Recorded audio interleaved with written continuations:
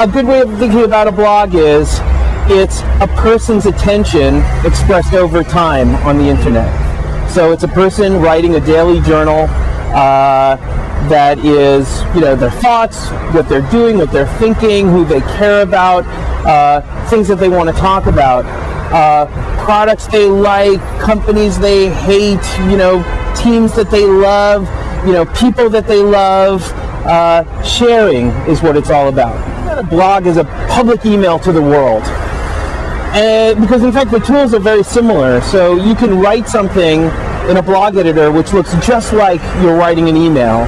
The only difference is that instead of hitting send and your email goes out just to that one friend of yours or just a group of people that you're writing to, it gets published on the web and it's available for anyone to see and to subscribe to, so that people can now all of a sudden begin a relationship with you, so that as you write things, they can actually be informed when you write. I'm not sure about competitive, although certainly there are areas where bloggers are attempting to compete with mainstream media. I personally look at it as a much more symbiotic relationship. What's happening is that the media is becoming even more democratized. The amount of money that it takes for a person to be able to become a publisher and be able to continue to do it on the internet has now essentially become zero. And so the only thing that's difficult now is, are you a brilliant writer? Do you have interesting ideas? And now you can use other types of media as well, so video blogs and podcasts of audio programs that you can create.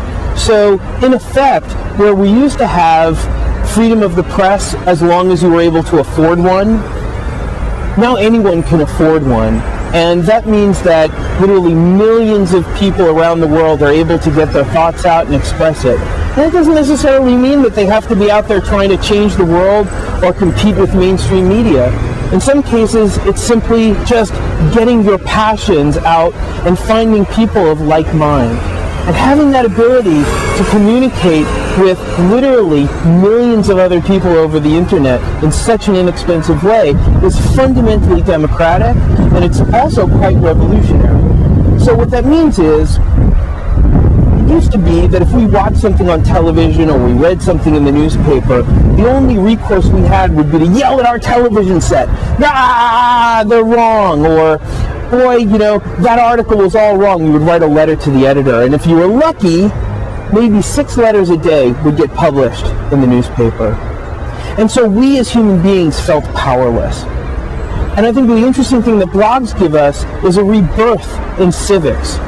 And so, just like the Colosseum behind me, and this is why it's such a wonderful place to be talking here, that, a place where democracy was created here in Rome and thrived, in Greece and in Rome and, these wonderful places, that I think we're starting to see a rebirth in civics as well around the world. Where people no longer have to feel powerless, that they're only yelling back at their television set, but now that they can sit down and they can blog about it, they can write about it, and they can reach other people who feel the same way as they do. And that's fundamentally political, and that's fundamentally powerful.